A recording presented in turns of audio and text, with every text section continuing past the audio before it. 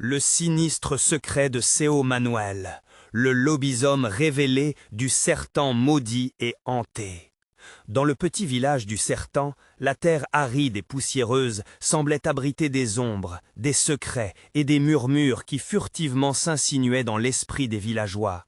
Jean-Luc, 25 ans, rêveur et protecteur, se frayait un chemin chaque matin vers sa petite écope à travers les ruelles creusées de leur histoire. Mais la tranquillité apparente de cette vie simple allait bientôt être troublée par un cauchemar insidieux. Seo Manuel, cet agriculteur reclus, serait le lobisome, chuchotait-il autour des feux de camp, le regard plein de frissons. Qui pouvait ignorer les disparitions d'animaux et les ombres qui dansaient sous la lune? Ces rumeurs tourbillonnaient dans l'air chaud de la nuit, intensifiant l'atmosphère de tension. Une étoile rouge, presque ignoble, brillait haut dans le ciel, rendant chaque regard vers le firmament plus angoissant. « Fais attention, Jean-Luc, murmurait sa mère, la sueur perlante à son front, ne t'approche jamais de ce vieux fou. » Les visages autrefois amicaux prenaient des teintes de méfiance, les sourires se faisaient de plus en plus rares. Jean-Luc, conscient de l'angoisse qui s'emparait de chacun, sentait son cœur battre plus vite, la peur se frayant un chemin au fond de son être. Un soir, alors qu'il fermait son écope, une curiosité irrésistible le poussait vers la maison abandonnée de Seo Manuel. Le vent hurlait, comme un avertissement. Il savait qu'il ne devait pas y aller, mais ses pas le portaient malgré lui vers le seuil maudit. À l'intérieur, son cœur se mit à tambouriner. Des photos jaunies de lui, enfant, décorant les murs, des lettres jamais envoyées, des symboles étranges que la lune faisait briller d'un éclat sinistre. « Qu'est-ce que tout cela signifie » s'écria-t-il, terrifié. Les secrets semblaient l'appeler. À mesure que les nuits avançaient, Jean-Luc voyait la peur se changer en désespoir chez ses voisins. Le bruit des portes se fermant plus rapidement, des cris de la nuit, des regards vides. Les animaux disparaissaient dans un silence morbide. Mais, en appelant à l'aide, il fut accueilli par des murs de silence. Les autorités, indifférentes et moqueuses, balayaient ses inquiétudes d'un revers de main. En lui, la rage contre cette incompréhension se mêlait à une panique sourde. « Tout le village est sous le charme de la terreur, pensa-t-il, et moi, je suis seul. » Les visages des villageois, au lieu d'être familiers, devenaient de plus en plus inquiétants. La paranoïa s'infiltrait dans les recoins de chaque pensée. Ce qui était autrefois une communauté soudée était maintenant une masse d'inquiétudes. Au fond de lui, il se mit à douter de l'existence même de la créature, du lobisome, en ne voyant qu'un reflet de la terreur que ses voisins projetaient. À cet instant crucial, alors qu'il était perdu dans ses pensées, une ombre se dessina derrière lui. Le souffle court, il se retourna brusquement. Là, devant lui, se tenait Seo Manuel, avec un regard étrange et fascinant. Tout le monde a des secrets. « Jean-Luc » murmura-t-il, l'écho de son ton mystérieux poussant un frisson glacé le long de son échine. Jean-Luc comprit alors que déceler la vérité derrière le lobisome pourrait le conduire plus loin qu'il ne l'imaginait, au cœur même de ses propres démons. Que se cache-t-il véritablement derrière ce regard perdu? Et qu'il allait devoir découvrir, ou non, pourrait bien changer son existence à jamais. La nuit était tombée sur le Serpao, enveloppant le village d'une obscurité épaisse et sinistre. Jean-Luc, le cœur battant, n'osait s'approcher de Seo Manuel. Le regard du vieil homme, à la fois perçant et énigmatique, restait gravé dans son esprit. « Des secrets » murmura-t-il dans la pénombre, se demandant quel genre de révélation attendait de l'autre côté de ce seuil. Il fit un pas en arrière, mais une sensation oppressante le figea sur place. Une brise glaciale balaya l'air, soulevant des feuilles mortes, comme pour l'inciter à entrer. Le murmure des villageois résonnait dans sa tête, de plus en plus fort, mélange de mythe et de vérité cachée. Sa mère avait raison, ce vieux fou était dangereux. Mais alors, pourquoi se sentait-il si irrésistiblement attiré par lui ? « Je vais savoir », se dit-il, un ultime élan de courage naissant en lui. La porte grinça lorsqu'il l'ouvrit, le bois usé craquant sous son poids. À l'intérieur, l'odeur de moisie et de terre froide l'envahit, l'enveloppant dans une étreinte désagréable. Chaque pièce semblait chargée d'un poids invisible, comme si les secrets eux-mêmes s'étaient accumulés dans ces murs. Dès qu'il fit un pas à l'intérieur, une sorte de vibration parcourut sa chair, une alerte primitive le prévenant d'un danger imminent. Si le lobisome existe, songea-t-il, devait-il croire aux histoires ou était-ce juste la peur d'une communauté sur le déclin? D'un coup, une ombre passa devant la fenêtre, rapide comme l'éclair. Jean-Luc serra les poings, intensifiant sa détermination à découvrir ce qui se tramait. Il avança prudemment, chaque pas faisant craquer le plancher, augmentant son anxiété. La maison semblait vivante, murmure de secrets l'enveloppant à chaque coin. Sur une table, une vieille lanterne se tenait là, poussiéreuse, presque oubliée. Il hésita avant de l'allumer, pensant que la lumière pourrait lui donner du courage.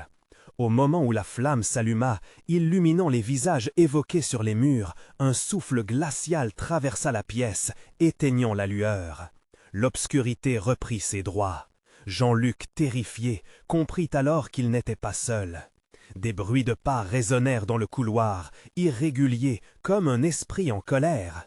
Ses pensées s'embrouillèrent alors qu'il cherchait une issue. « Reste calme » murmura-t-il, mais sa voix tremblait. Les murmures semblaient s'intensifier, un chœur de voix inconnue chantant une mélodie lugubre. Puis une silhouette s'approcha lentement de lui dans l'ombre. C'était un homme, mais pas n'importe quel homme. Ses traits étaient altérés, marqués par le temps et la douleur. « Jean-Luc, dit-il d'une voix rauque, tu cherches la vérité, mais tu n'es pas prêt à ce que tu vas découvrir. » Le visage de Seo Manuel, autrefois sinistre, s'éclaira d'un sourire convulsif, révélant des dents jaunies. « Viens, viens voir ce que j'ai pour toi. » L'angoisse monta d'un cran, tout dans son être hurlait de fuir, mais un inexplicable désir de savoir le retenait. Jean-Luc hésitait, conscient que la curiosité pouvait être aussi dangereuse qu'une morsure de serpent. En cet instant, il fallait choisir, entrer plus avant dans le labyrinthe des secrets ou fuir vers la sécurité illusoire du passé. Alors que ce Manuel se tenait là, l'ombre s'intensifiait autour de lui, et quelque chose en lui répondit à l'appel de ce monde terrible. « Sois prêt, Jean-Luc » chuchota des voix oubliées. « La vérité peuvent détruire ou sauver. » Et dans ce silence, une question sinistre émergea de l'ombre. « Que feras-tu quand tu sauras ?» Jean-Luc déglutit, le souffle court. La silhouette de ce Manuel paraissait onduler dans l'obscurité, son sourire déformé ajoutant à l'horreur de la situation. Le vieil homme tendit la main, paume ouverte, invitant Jean-Luc à s'approcher. Un frisson d'angoisse parcourut le corps du jeune homme. Chaque fibre de son être lui criait de faire demi-tour, de fuir ce lieu, mais une force insidieuse l'enchaînait sur le seuil. Il avança lentement, chaque pas résonnant comme un coup de tonnerre dans le silence oppressant.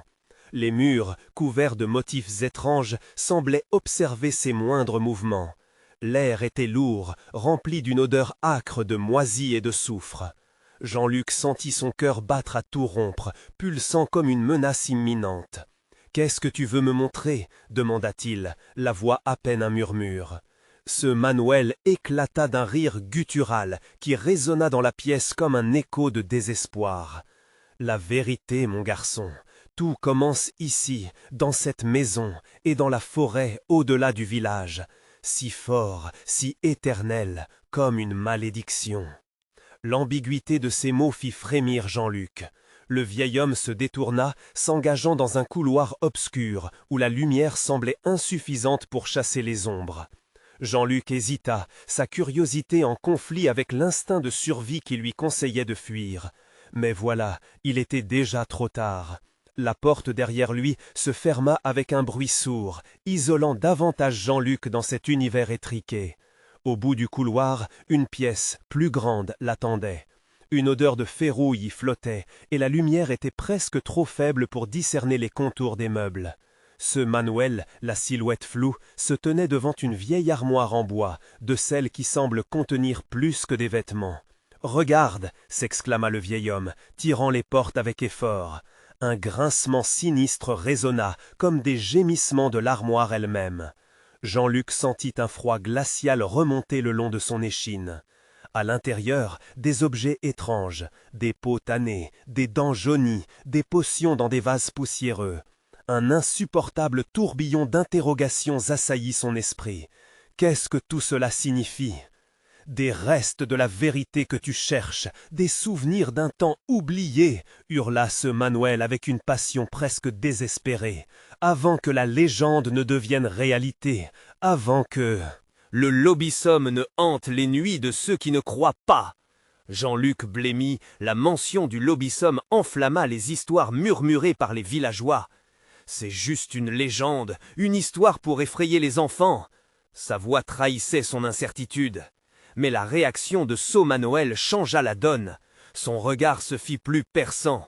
Tu crois que les contes sont simplement cela ? Regarde autour de toi, Jean-Luc. Le Sertao a ses propres vérités et ses propres monstres. À cet instant, un cri perça le silence. L'angoisse s'accéléra dans le cœur de Jean-Luc. Le cri, de nature humaine, marquait un appel désespéré, vibrant d'angoisse. « C'est ma mère », se dit-il, l'intuition le poussant à quitter cette maison maudite. Mais l'odeur de l'inconnu l'étouffait. « Reste ici », gronda Saut Manuel, sa voix glissant vers une menace. « Tu n'as pas encore vu ce que tu dois voir ». Jean-Luc se retourna lentement, le trou noir du couloir derrière lui paraissant comme une issue vers la liberté ou un abîme. Le cri résonna à nouveau, cette fois plus proche, plus désespéré.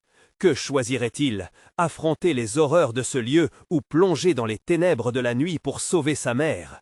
Et alors qu'il se tenait là, entre le poids des secrets et l'appel d'une vérité terrible, une phrase s'imposa à lui. « Le lobisome rôde, sauras-tu le stopper avant qu'il ne soit trop tard ?» Jean-Luc hésita, son cœur battant la chamade. La pièce était devenue une prison, une grotte sombre où les ombres dansaient comme des spectres. Les mots de Saut Manuel résonnaient dans son esprit, plus tortueux que la lumière qui peinait à s'infiltrer. Un autre cri fendit le silence, une supplication plus désespérée que la précédente. C'était sa mère, cette voix qu'il aurait reconnue entre mille. « Je ne peux pas rester ici » murmura-t-il, se retournant vers la porte. Mais celle-ci semblait se dérober davantage, comme si les murs de cette maison maudite se resserraient sur lui. « Ne te débats pas, Jean-Luc » appela Saut Manuel, maintenant si près qu'il pouvait sentir le souffle chaud de l'homme, comme une brume nauséabonde. L'esprit de Jean-Luc tourbillonnait, balançant entre la loyauté filiale et l'angoisse viscérale. Répondre à cet appel, c'était plonger davantage dans l'inconnu, c'était défier une légende vivante. Il s'immobilisa, morphant son regard vers l'armoire, où les objets étranges semblaient palpiter d'une énergie vénéneuse. Ces choses, qu'est-ce qu'elles font ici? Le vieil homme éclata d'un rire dément. Elles sont les témoins de ceux qui se sont aventurés trop loin dans la nuit, ceux qui ont cherché la vérité sans jamais en revenir. Jean-Luc frémissait face à cette déclaration. « Mais que dois-je faire alors ?» « Écoute leur histoire, murmura-t-il, ses yeux s'illuminant d'une lueur inhumaine. Et peut-être que tu pourras sauver ta mère avant que le lobisome ne trouve sa prochaine proie. » La pièce trembla sous la tension, puis, soudainement, l'armoire s'ouvrit complètement, révélant un espace obscur derrière. Jean-Luc se pencha en avant, hypnotisé par une force invisible. De là, un souffle glacial s'échappa, portant avec lui une mélodie lugubre, presque une voix qui semblait l'appeler par son nom.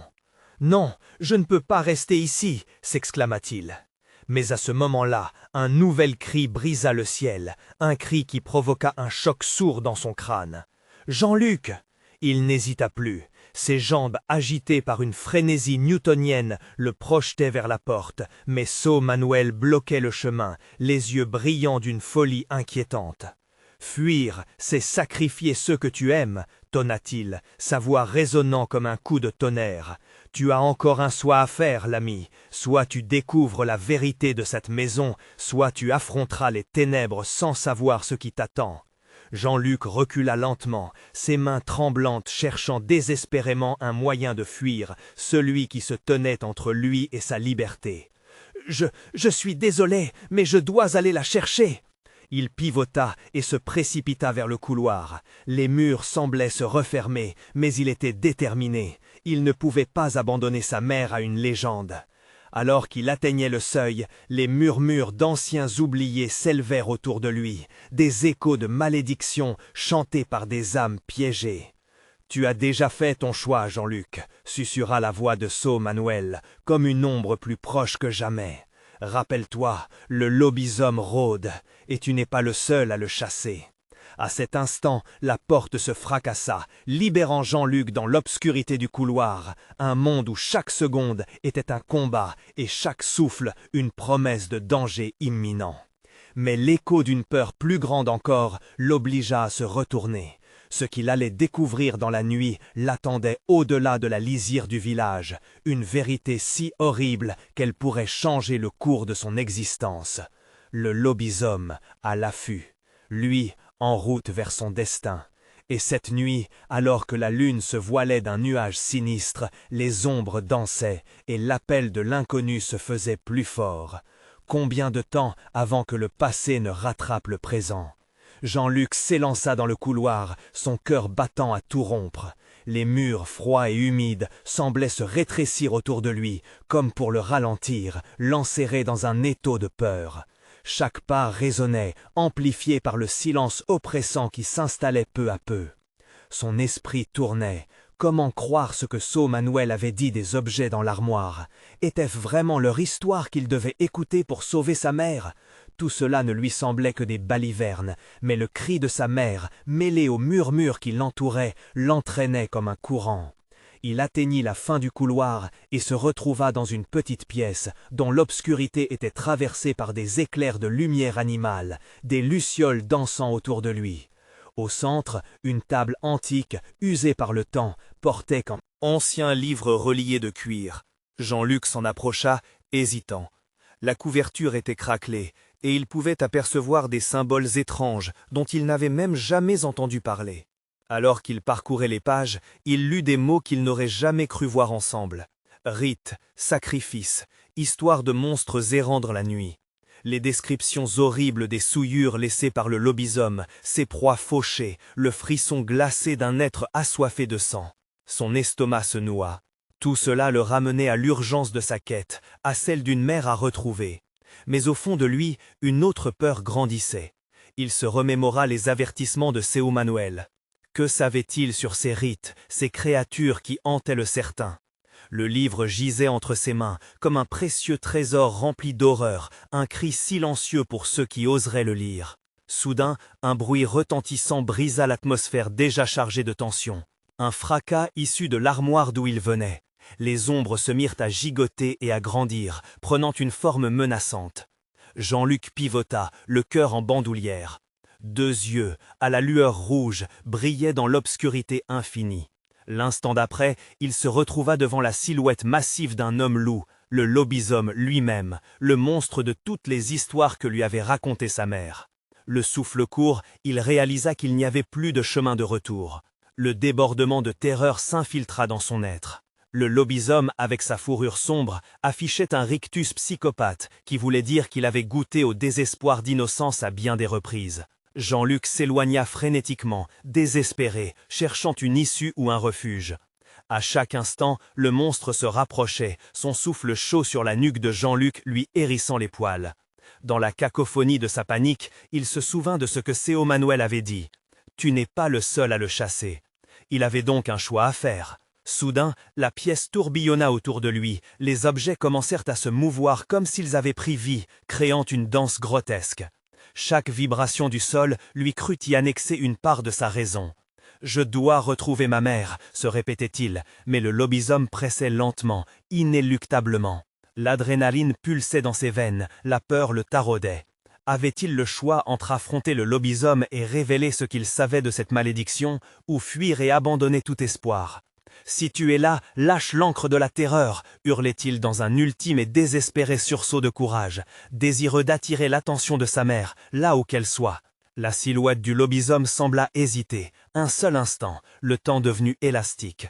Jean-Luc, suspendu dans cette seconde, comprit qu'il serait peut-être le digne héritier de sa quête. Mais pouvait-il réellement changer le sort de sa famille? Alors qu'il se tenait dans l'ultime instant de choix, entre la terreur du présent et l'espoir d'un futur, une révélation l'emplit d'un frisson glacial, et une question persista dans son esprit. Que se passerait-il? S'il devenait ce qu'il chassait, Jean-Luc resta figé, son regard rivé sur la créature qui lui faisait face. Le lobisome, avec ses rasements et ses crocs acérés, était un amalgame de terreur incarnée. Les yeux rouges brillaient comme des flammes, et dans cette obscurité suffocante, chaque mouvement de la bête l'enveloppait d'une angoisse délicieusement meurtrière. Pourquoi n'avait-il pas fui plus tôt? Pourquoi être resté, happé par le pouvoir de ce livre maudit? Dans un éclair de lucidité, il se mit à réfléchir. Ce Manoël, que faire? Comment puis-je? Une crevasse s'ouvrit dans son esprit. Les mots s'égayaient, une mélodie lugubre qui chantait des vérités oubliées. Tout en gardant un œil sur le lobisome qui s'approchait lentement, Jean-Luc comprit qu'il devait savoir plus. Il devint l'archéologue de son propre cauchemar, une frustration viscérale. Ce livre, cet antique recueil de cauchemars, pouvait contenir la clé pour démasquer les failles du monstre. Il feuilleta rapidement les pages, ses doigts tremblants, et s'arrêta sur une gravure particulièrement frappante. Un symbole dans un cercle, entouré de runes étranges. Les notes étaient presque effacées, mais il pouvait discerner une mention révélatrice. Artifice du sang. Un frisson d'horreur l'envahit. Ça parlait de rituels, de pactes faits avec le mal, de ceux qui brandissaient le feu pour repousser l'obscurité. Le poids du monde reposait sur ses épaules. Jean-Luc réalisa qu'il avait un rôle à jouer. Il se leva, se tenant droit devant le monstre, en se remémorant les paroles de son mentor. Reconnaître ta peur, c'est la première étape pour la dominer. Si le lobisome pouvait goûter à la chair, il devait lui prouver qu'il n'était pas un simple repas. « Je ne te craindrai pas !» cria-t-il avec une force qu'il ne se connaissait pas. La créature s'arrêta, ses yeux scintillant d'un intérêt malsain. Jean-Luc profita de cet instant pour reprendre son souffle, s'ancrant dans l'idée que la connaissance pouvait être sa défense. « Toi, monstre, tu n'es qu'un reflet de nos peurs les plus sombres. » Loin derrière lui, les ombres se mirent à vibrer, comme si cet affrontement avait réveillé d'autres entités tapies dans l'obscurité. Les murs de la pièce semblaient respirer, pulsant avec une énergie éthérée. Le lobisome fit un pas en avant, son grognement résonnant dans l'espace, et tout dans la pièce semblait s'affoler autour d'eux. Il n'y avait pas de ciel, pas de sol, seulement un vortex de désespoir. Jean-Luc comprit qu'il lui fallait agir immédiatement. Mais utiliser quoi? Comment? Il retourna encore une fois vers le livre, feuilletant méthodiquement, cherchant désespérément un indice. Soudain, une voix murmura à son oreille. « Parle avec ceux que tu chasses. À l'intérieur, ils n'attendent que d'être entendus. » Avait-il bien entendu? Ces monstres, des voix dans l'ombre, désiraient également être libérés. Chaque seconde qui passait le rapprochait de l'inéluctable. La cage de la peur se refermait, et il devait saisir cette opportunité. « Si tu veux m'engloutir, alors écoute !» Jean-Luc hurla, sa voix vibrante comme si elle cherchait à réveiller quelque chose. « Dis-moi ce que tu es, et peut-être que je pourrais te comprendre. » Le lobisome, surpris, sembla reculer brièvement. Ses yeux luisaient d'une lueur de curiosité et d'avertissement. Pour un instant, la bête paraissait humaine. Le cœur de Jean-Luc battait encore plus fort. Que se passerait-il si son appel troublait réellement le monstre? Et si, au lieu de l'affronter, il devait converser avec lui? La tension saturait la pièce et déformait les murs. Est-ce que la vérité pourrait empêcher le désastre? Au loin, un bruit se fit entendre, un murmure qui n'appartenait qu'à aucune des ombres qu'il poursuivait. Quelqu'un était-il là, quelque part, attendant de le délivrer de cette folie? Jean-Luc fixa le lobisome. Que serait-il prêt à sacrifier pour connaître la réponse, pour sauver sa mère? Le moment d'un choix terrible approchait. « Es-tu prêt à m'écouter alors? Que dois-je faire pour que ça s'arrête ?» La réponse se savourait dans le silence complice qui noyait la pièce. Et dans ce vide, qui s'était intensifié, la lueur d'espoir se mêla à la peur. Que révélera le lobisome? Que fera Jean-Luc face à cette vérité? Jean-Luc retenait son souffle, son cœur battant dans une cadence frénétique. L'atmosphère s'est resserrée autour de lui, comme si chaque spectre de la terreur déjà présent cherchait à se matérialiser. Le lobisome tremblait, une tension palpable flottait dans l'air, Et soudain, dans un murmure angoissant, il sembla répondre. Écouter est un luxe que peut se permettre. Sa voix était rauque, profonde, comme si chaque mot était taillé dans une roche mue par le désespoir. Jean-Luc, saisi par cet élan de bravoure, avait l'impression d'être sur le bord d'un précipice, mais il savait qu'il ne pouvait reculer. « Je suis ici pour comprendre le mal que tu es et ce que tu veux. » Le Lobisome inclina lentement la tête, une lueur de curiosité dans ses yeux à l'éclat de sang. « Comprendre ? Tu crois que je suis un problème à résoudre, que ta lumière arrogante pourra éclipser l'ombre qui me ronge ?» Jean-Luc sentit une sueur froide dévaler le long de son dos. Ces mots résonnaient dans son esprit, mélodieux et malsains. « Je veux t'aider, je veux libérer ta souffrance. Qu'est-ce qui t'a conduit à devenir ça ?» Un grondement, profond et sourd, s'échappa de la créature. « L'ombre est mon berceau, enfant de la lumière. Ne crois pas que tu peux parler de souffrance à celui qui se nourrit des peurs des autres. Je suis ce que les humains ont fait de moi. Je suis un écho, un reflet d'une humanité avide de sang. » Les murs tremblaient, et Jean-Luc redoutait que le livre, lui aussi, ne réagisse à cette révélation.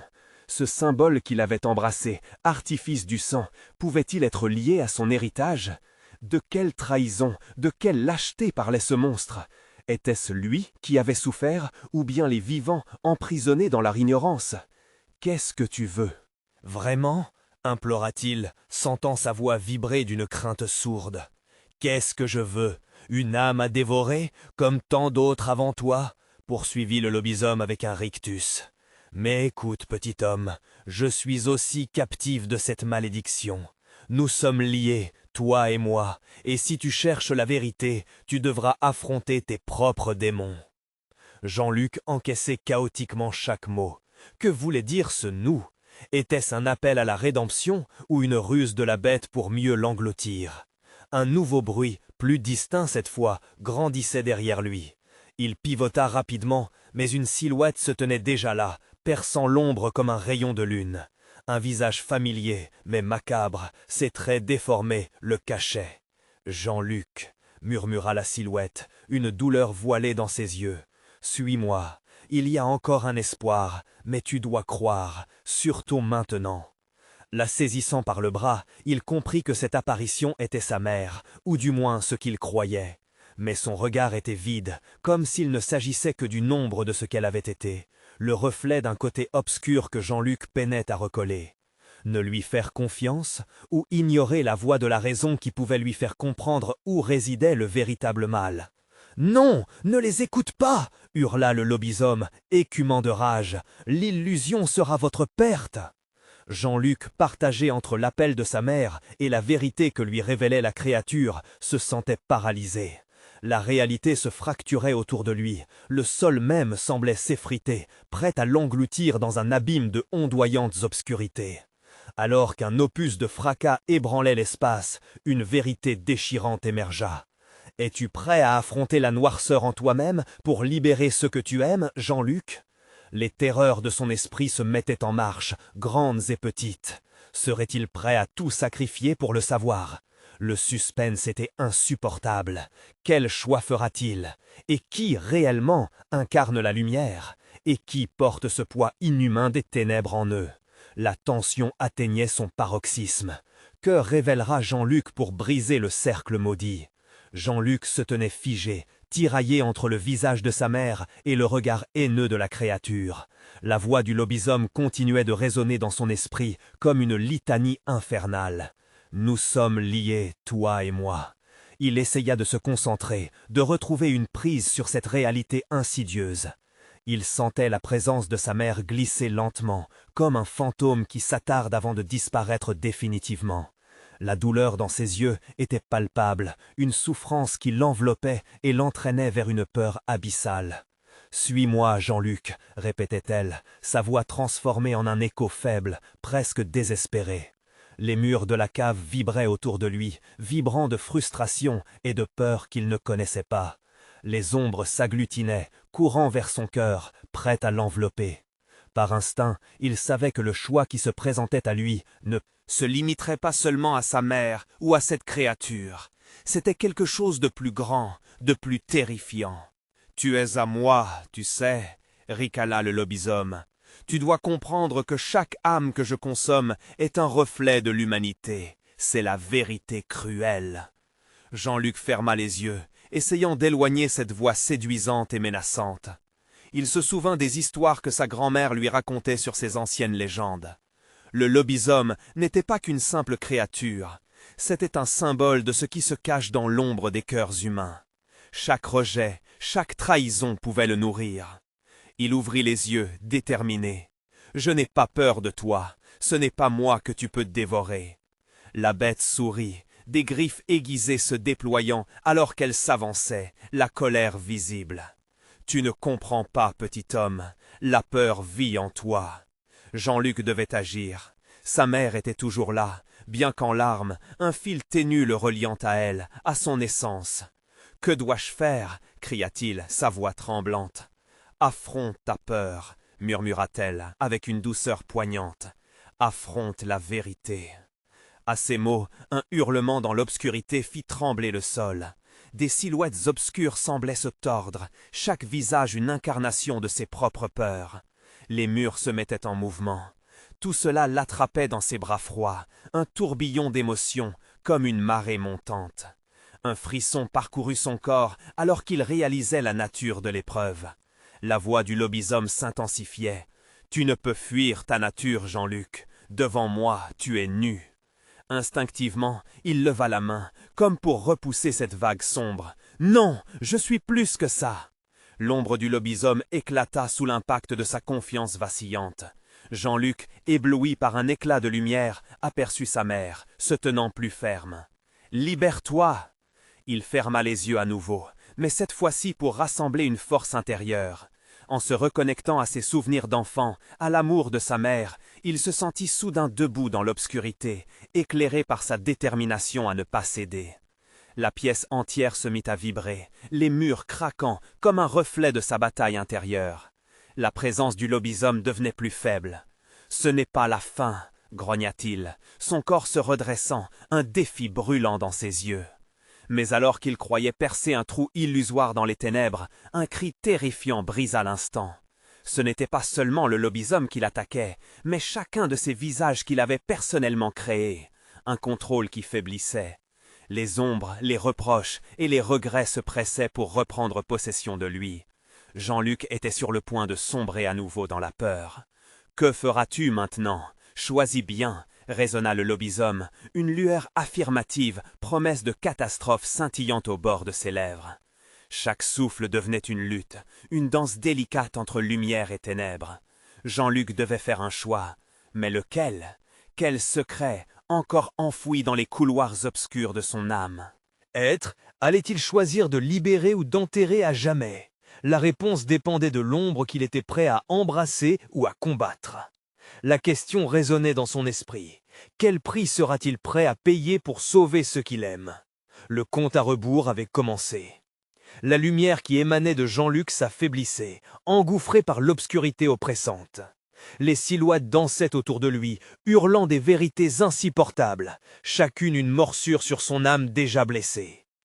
Il pouvait presque les entendre chuchoter des secrets qu'ils avaient enterrés, des promesses brisées et des peurs irrationnelles. « Suis ta peur, Jean-Luc, laisse-la te guider », résonnait le lobisome, sa voix comme un serpent glissant à travers les feuilles.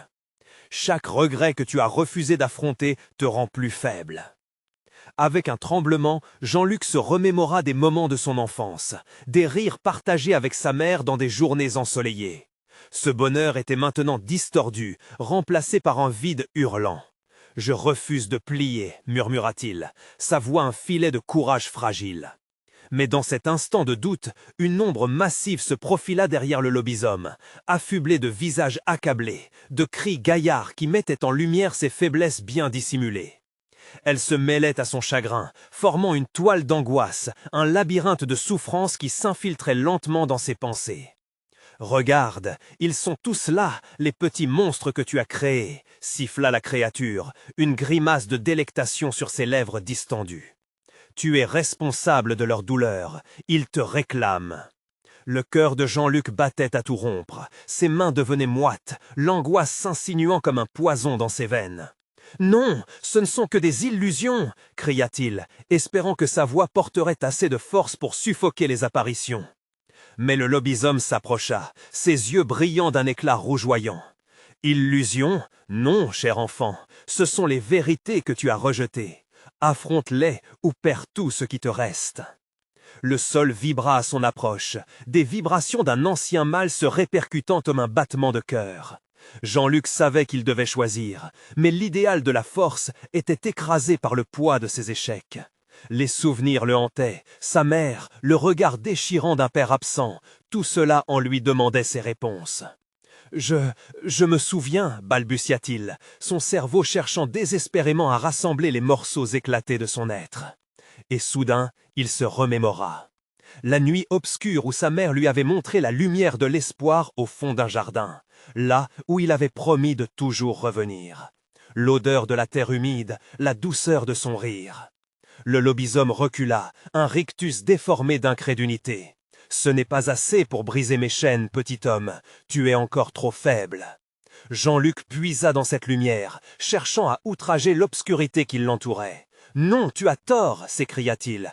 Il leva les mains et, avec une puissance nouvelle, il concentrait l'énergie de son amour pour sa mère, pour chaque instant de joie qu'ils avaient partagé. Un vent puissant se leva, balayant les ombres avec une fureur inouïe. Les visages se déformèrent, hurlant, alors que le souffle chaud de la proximité de l'espoir les repoussait. Jean-Luc ressentait à présent une force de cette vérité dévastatrice qui, autrement, l'aurait anéanti. Mais alors que les ombres reculaient, le lobisome, blessé, rugit de colère. « Tu ne peux pas t'échapper de qui tu es, Jean-Luc. La nuit se lève encore. » Et avec un mouvement désespéré, il attaqua. Un coup de griffe, un cri de rage, et pour un instant, Jean-Luc fut projeté au sol, submergé par la vague de désespoir de son passé. En tombant, il sut que le combat n'était pas terminé. Les liens entre lui et cette créature s'épaississaient, une connexion sinistre l'attirant vers une vérité qu'il redoutait. À mesure que l'obscurité l'enveloppait, une question brûlante surgit dans son esprit. Que faut-il vraiment sacrifier pour se libérer ? Les ténèbres dansaient autour de lui, promettant une réponse qui pourrait détruire tout ce qu'il aimait. Pouvait-il encore choisir la lumière, même si cela signifiait perdre une partie de lui-même ? Jean-Luc se battait non seulement pour sa survie, mais pour l'âme de ceux qu'il chérissait. La lutte qui suivrait serait décisive, laissant présager un choix démoralisant. Une ultime vérité était sur le point de se révéler. Mais quel serait alors le prix de sa rédemption ? Jean-Luc se réveilla en sursaut, le souffle court, la sueur perlant sur son front. La maison de Séo Manuel était vide.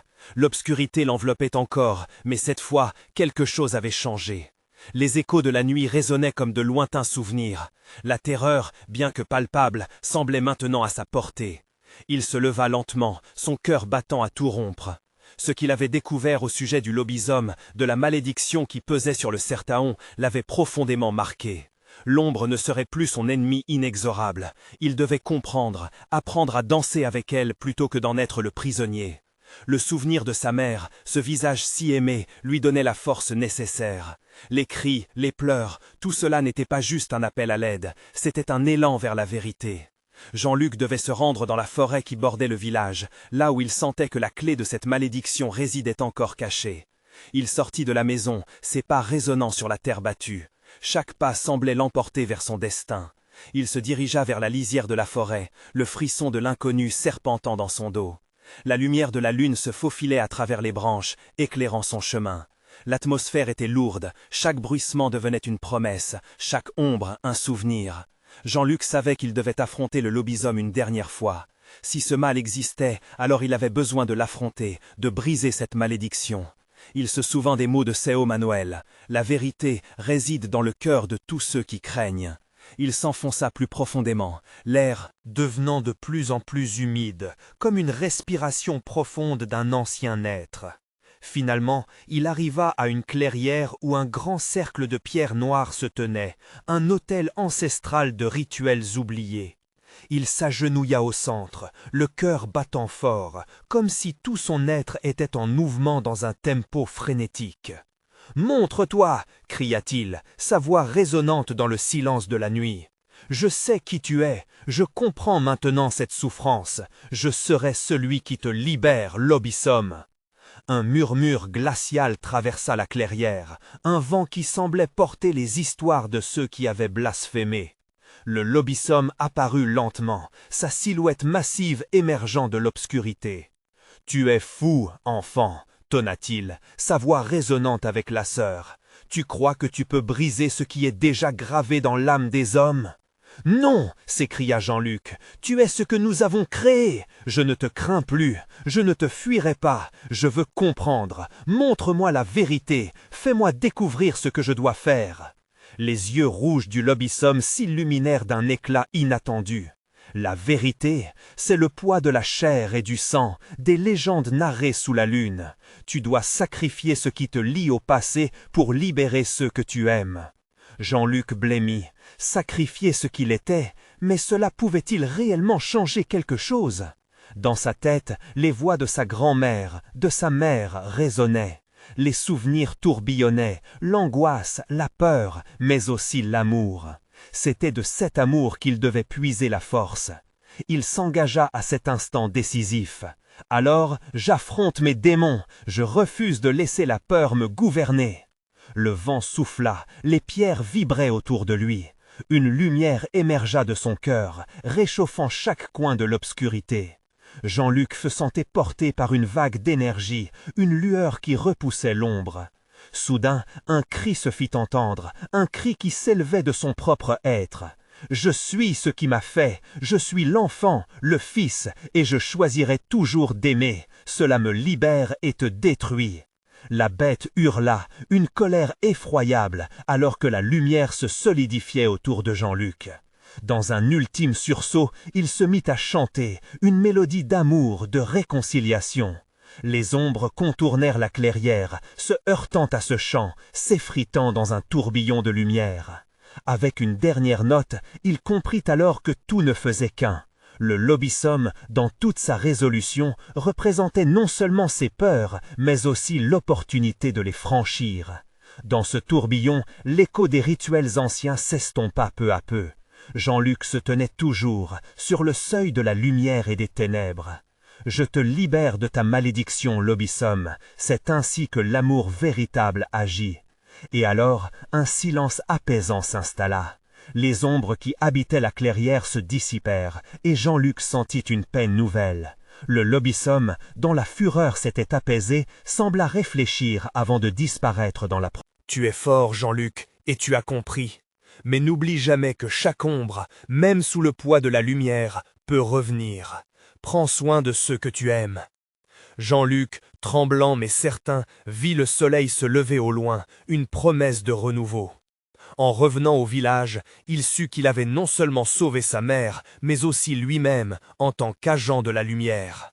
La nuit aurait beau revenir, il serait prêt. Et dans cette renaissance, il comprit que l'histoire du Lobisome et de son village ne cessera jamais d'être racontée, mais avec une nouvelle lumière, une nouvelle force. S'abonner immédiatement à notre chaîne pour ne pas manquer les prochaines histoires exclusives d'horreur. Mettre un like maintenant pour nourrir l'algorithme. Commentez vos réactions et théories sur cette fin incroyable. Partagez instantanément cette vidéo avec au moins 5 amis qui doivent voir cette conclusion. Et n'oubliez jamais, seuls les vrais fans d'horreur comprennent l'importance de soutenir la chaîne à travers ses actions.